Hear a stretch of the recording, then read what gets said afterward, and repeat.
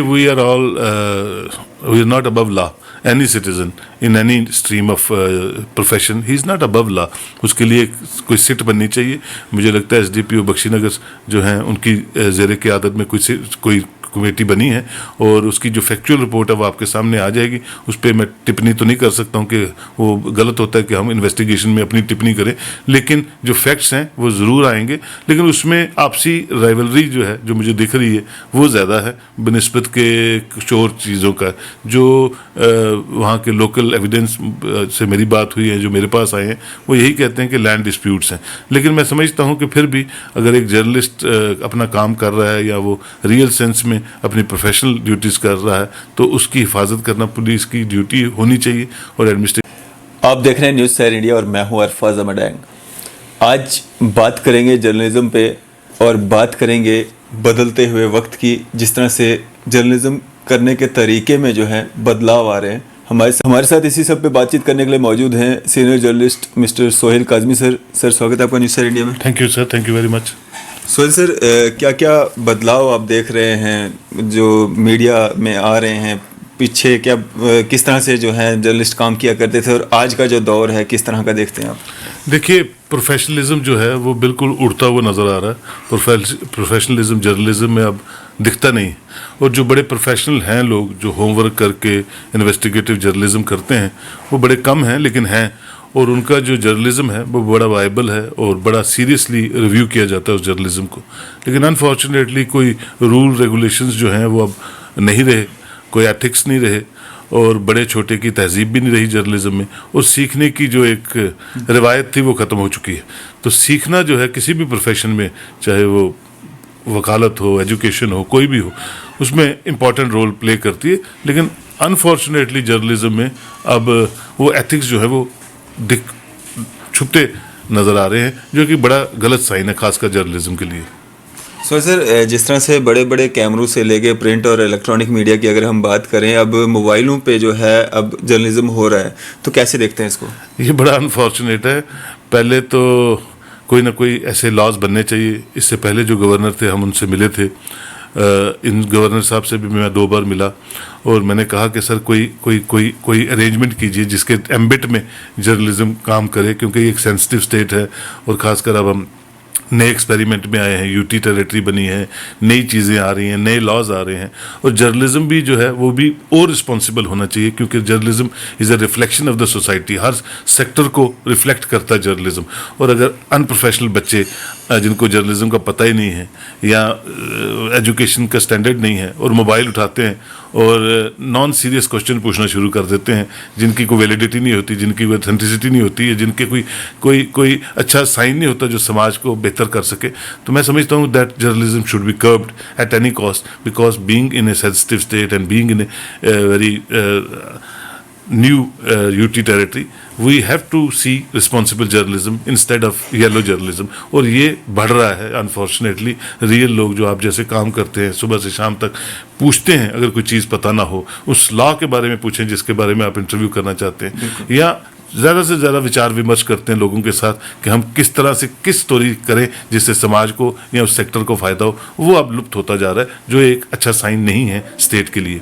Sir, जिस तरह से ऑनलाइन जो पोर्टल्स चल रहे हैं, ऑनलाइन जो वेबसाइट्स चल रही हैं, उन पे जो न्यूज़ फ्लैश होती हैं, तो उसको किस नज़र से आप देखते हैं? देखिए, ऑनलाइन होना बड़ा अच्छा है. 2014 से प्राइम मिनिस्टर मोदी भी सोशल मीडिया के माध्यम से ही हिंदुस्तान के प्रधानमंत्री बने. सोशल मीडिया स्ट्रांग होता जा रहा है, कैशलेस ट्रांजैक्शंस हैं, आपका हर चीज़ जो है डिजिटल होती जा रही है. बड़ी अच्छी बात है, उसमें कोई बुरी बात नहीं है. जब हमने आगे बढ़ना है तो ये चीज़ें होनी चाहिए. लेकिन आप ये कहेंगे कि प्रिंट मीडिया को ख़त्म कर देंगे, वो गलत है. प्रिंट मीडिया का एक अपना टेस्ट है. जो अच्छे लोग हैं जब तक वो सुबह अखबार ना पढ़ें उनकी सुबह शुरू नहीं होती. इन्वेस्टिगेटिव जर्नलिज्म जो प्रिंट मीडियम में मिलेगा आपको, वो शायद इलेक्ट्रॉनिक मीडिया में नहीं मिलेगा. तो उसका एक अपना टेस्ट है. और इलेक्ट्रॉनिक मीडिया जो है, अगर आप ओवरऑल देखें, आप रिमोट पे 100 चैनल, तो आप 100 के 100 चैनल वॉच नहीं करते हैं. उनमें से 1, 2, 3 चैनल्स को ही देखते हैं जो आप मानते हैं कि ये अथेंटिक है, ये फेक नहीं है. अभी आपने देखा होगा कल ही अर्नब गोस्वामी, जिसको मैं कभी ज़िंदगी में जर्नलिस्ट मानता ही नहीं, मैं उनके चैनल पे 5-6 इंटरव्यूज़ मैंने दिए, लेकिन 7वें के बाद मैंने जाना बंद कर दिया. Because he thinks that he is a dictator, he is a Hitler who is running that Republic TV. तो मैं नहीं समझता हूँ कि ऐसे जर्नलिस्ट जो हैं वो रोल मॉडल बनते हैं सोसाइटी में, और वो सिर्फ तोड़ फोड़ का ही काम करते हैं, और उनकी राजनीति सिर्फ हिंदू मुस्लिम को डिवाइड करने की है। और आज हाल देख लीजिए, अल्टीमेटली कुछ दिनों बाद आप देखेंगे law will take its own course. बिल्कुल। तो सर, जिस तरह से जर्नलिस्टों पे जम्मू कश्मीर की अगर हम बात करें, काफ़ी बार हमले हुए, काफ़ी बार अटैक्स हुए, काफ़ी सारे लोग जो हैं जर्नलिस्ट जो हैं उन्होंने शहादत भी पाई, तो किस तरह से देखते हैं आप इसको कि किस तरह से सरकार को, एडमिनिस्ट्रेशन को जो है काम लेने चाहिए और जर्नलिस्ट की जो हिफाजत है उसके लिए कदम उठाने चाहिए? देखिए जी, पिछले 25 सालों में जब से यहाँ टर्मोइल है, जर्नलिज्म एक वाहिद ब्रिज रहा है between Delhi and Jammu and Kashmir. और जर्नलिज्म ने जो काम किया है, बताया कि यहाँ ह्यूमन राइट वायलेशन हो रही है, दिल्ली मानता नहीं था कभी। प्रिंट इलेक्ट्रॉनिक मीडिया ने 96 के बाद तो इलेक्ट्रॉनिक मीडिया आया, उससे पहले तो प्रिंट मीडिया ही था यहाँ, और उसके बाद भी प्रिंट मीडिया का एक अपना रोल है। तो जर्नलिज्म ओवरऑल ने एक पैरेलल ब्रिज के तौर पे काम किया, से स्टेट की दुविधाओं को हटाने का काम किया। कितनी सरकारें आई, कितनी चली गई, कितने एक्सपेरिमेंट, अभी डीडीसी इलेक्शन हुआ। तो मीडिया का एक बहुत अहम रोल है। सर्दी थी या गर्मी थी, हमारे रिपोर्टर्स, हमारे नौजवान बच्चे बच्चियां स्नोबोर्ड एरियाज पे भी रिपोर्टिंग कर रहे थे, ताकि जम्मू कश्मीर की पिक्चर जो है वो अच्छी और ट्रांसपेरेंट पिक्चर जो वर्ल्ड के आ गया है। फॉरेन से इनवॉइस आए हैं, अभी 31 लोगों की पार्लियामेंट्री डेलीगेशन जा रही है कश्मीर में to assess how to revive tourism, education and other sector, employment. तो उसमें सबसे इंपॉर्टेंट रोल मीडिया का रहता है कि फैक्चुअल रिपोर्टिंग करके लोगों के सामने लाए कि ये एलजी साहब जो कह रहे हैं, और जो अपोजिशन वाले कह रहे हैं कि 2600 करोड़ जो आया इंडस्ट्रियल पैकेज, अपोजिशन कह रही है कि वो ऑन ग्राउंड नहीं है, लेकिन एलजी साहब कह रहे हैं कि ये उसके खाके हैं। और वो एजुकेट करे लोगों को कि वाकई ये जो 2600 करोड़ अगर ज़मीन पे लगेगा जम्मू कश्मीर की, तो ये इंडस्ट्रियलाइजेशन की एक बूम कर देगा पूरे जम्मू कश्मीर में, और कितने बच्चे हमारे नौजवान जो हैं इस इंडस्ट्रियल पैकेज में अकोमोडेट हो जाएंगे। तो ये सब चीज़ें बिना मीडिया के ना तो पॉसिबल हैं, ना फिजिबल हैं, और ना चल पाती हैं। सर, ये जो हमले लगातार जो होते जा रहे हैं, जिस तरह से कोई किसी के खिलाफ या किसी मतलब जो चीज़ सामने लानी चाहिए वो चीज़ सामने लाते हैं, एक दबाव बनाने की कोशिश जो एक जर्नलिस्ट पे की जाती है। अभी कुछ दिन पहले जो एक पलोड़ा में एक इंसिडेंट सामने आया, दोनों पार्टीज एक दूसरे पे इल्ज़ामात लगा रही हैं। तो एक अपने आप को जो जर्नलिस्ट बता रहे हैं यंग जम्मू के, वो उनका ये मानना है कि उन पे जो है 5-6 लोगों ने मतलब हमला किया और उन्होंने अपने बचाव के लिए लाइसेंस वाला रिवॉल्वर से गोली चलाई। तो वहीं दूसरा पार्टी है वो कह रहे हैं कि इन्होंने हम पे हमला किया। तो ये किस तरह से देखते हैं कि इसमें एक फेयर इन्वेस्टिगेशन हुई है या होनी चाहिए? देखिए, we are not above law. Any citizen in any stream of profession, he is not above law. उसके लिए कोई सिट बननी चाहिए। मुझे लगता है एसडीपीओ बख्शीनगर जो हैं उनकी ज़ेरे क़यादत में कोई कमेटी बनी है, और उसकी जो फैक्चुअल रिपोर्ट है वो आपके सामने आ जाएगी। उस पर मैं टिप्पणी तो नहीं कर सकता हूँ कि वो गलत होता है कि हम इन्वेस्टिगेशन में अपनी टिप्पणी करें, लेकिन जो फैक्ट्स हैं वो ज़रूर आएंगे। लेकिन उसमें आपसी राइवलरी जो है, जो मुझे दिख रही है, वो ज़्यादा है बनिस्बत के कुछ और चीज़ों का। जो वहाँ के लोकल एविडेंस से मेरी बात हुई है, जो मेरे पास आए हैं, वो यही कहते हैं कि लैंड डिस्प्यूट्स हैं।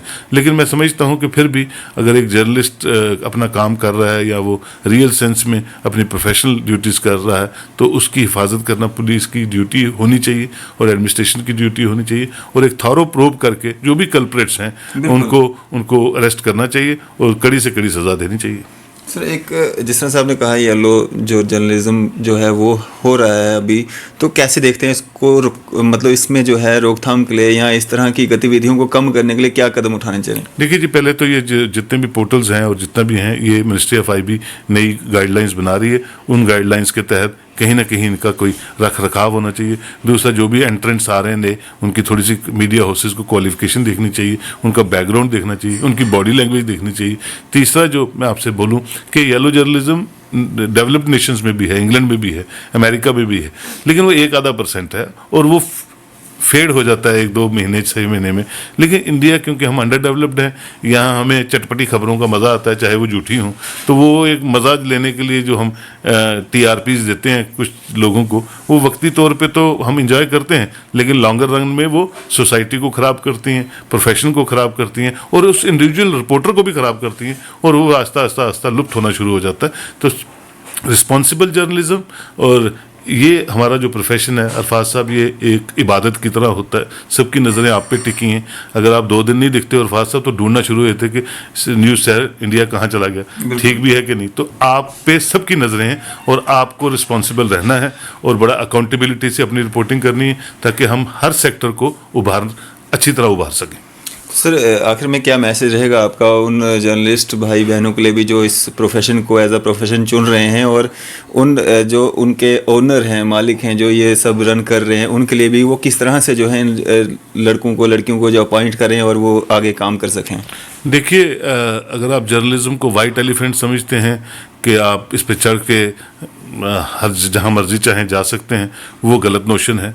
आपको रियल सेंस में एक जर्नलिस्टिक एथिक्स पे जर्नलिज्म करना है। अगर आप करेंगे तो आपका काम, आपका नाम एक्नॉलेज किया जाएगा सोसाइटी में। अगर आप इस तरह सिर्फ अपने गलत कामों को छुपाने के लिए या अपने आप में ये सोचने के लिए मुझे PSO मिल जाएगा या मुझे कोई ऐसा इनविटेशन आ जाएगा राजभवन से, उसके लिए जर्नलिज्म कर रहे हैं, तो मैं समझता हूँ आप गुनाह कर रहे हैं। और वो गुनाह जो है वो ज़्यादा देर चलता नहीं है, क्योंकि आपकी पर्सनल इमेज जो है वो ज़्यादा मैटर करती है सोसाइटी में बनिस्बत की आपके बाद जो प्रोफेशनल ड्यूटीज़ हैं वो नंबर 2 पे आती हैं। तो अगर दोनों चीज़ें बड़ी पॉजिटिव हों और दोनों चीज़ें बड़ी साफ़ सुथरी हों तो आपका नाम जो है बड़ी इज्जत से समाज में भी, घर में भी और मुल्क में भी लिया जाता है। जिस तरह कुलदीप नैयर साहब हैं, जिस तरह के खुशवंत सिंह साहब हैं, वो नहीं रहे इस दुनिया में, लेकिन आज भी उनकी किताबें जब हम पढ़ते हैं या आने वाली जनरेशन जो पढ़ेंगी तो पता चलता है कि उनकी कंट्रीब्यूशन टुवर्ड्स जर्नलिज्म क्या थी। तो वो हमारे रोल मॉडल्स हैं, बनिस्बत अर्नब गोस्वामी जैसे कभी रोल मॉडल नहीं बन सकते।